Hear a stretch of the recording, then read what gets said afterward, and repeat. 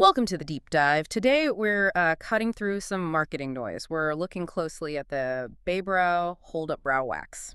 Right, seeing that one around. Yeah, it promises a lot. Easy to use, salon-style lamination setting, No. all at home. Mm. Plus this unique dual-angle brush and, long-lasting hold for that fuller, lifted look everyone seems to want. Big promises. Mm. So our mission today, for you listening, is to really distill what we found. Is this thing legit, or is it basically, well, a scam dressed up nicely? We're focusing on verification, transparency. Okay, let's unpack that. What were the clear positive signs, things that suggest it's a real product doing what it should? Well, a couple of things stood out. First, it's available on Amazon. Okay, why is that so important? Lots of stuff is on Amazon. True, but it suggests, certain basic checks have happened. More importantly, it opens it up to real customer reviews. The brand can't just delete if they don't like them. Real feedback. Good point. Unfiltered feedback. What else? Ingredient transparency. They actually share the full list. But isn't that just, like, standard practice now? Table stakes for selling cosmetics. It is, yes. Yeah. But it's how accessible they make it.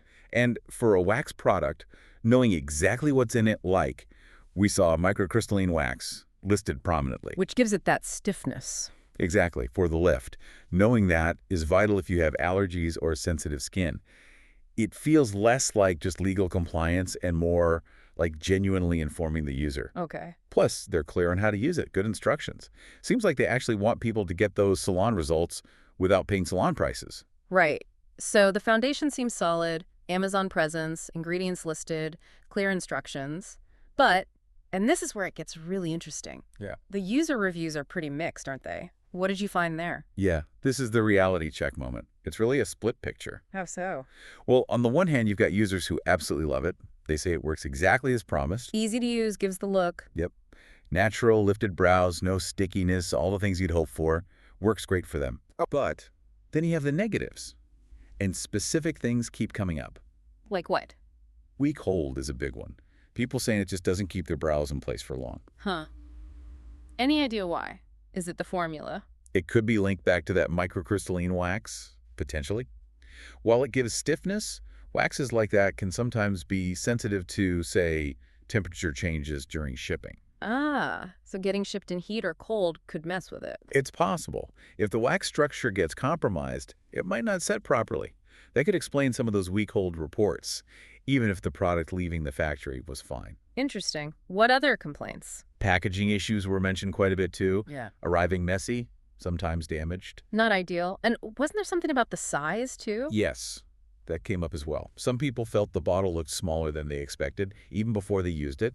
Just a perception thing, maybe, but still a negative experience. So it sounds like the product itself might be formulated okay. Conceptually, yes. But the delivery, the packaging, maybe even temperature sensitivity, that's tripping things up for quite a few customers. Exactly. So the overall take, it definitely seems to be a real, authentic product, backed by that transparency on ingredients and being on a major platform like Amazon. Right.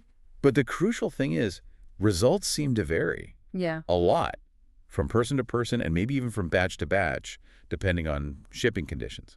So what does this all mean for you listening at home, maybe thinking about trying it? It looks like the company does the right things in terms of transparency. Right, they build that initial trust. Yet there seem to be real issues with actually getting a consistently performing product into your hands. Performance volatility. Which brings up, I think, a really interesting question for you to consider. Weigh it on us. Okay, so given that things like packaging problems and weak hold potentially linked to product stability are pretty common complaints, how much should that brand transparency actually count? Like, if they're upfront about ingredients and instructions, that's great. But does that outweigh the risk that the product you receive might not work properly because of issues later in the chain? When you see that nice ingredient list, how much weight do you give the company's apparent struggle to deliver it effectively? That's definitely something to mull over. How much does upfront honesty matter if the follow-through isn't always there? Good food for thought.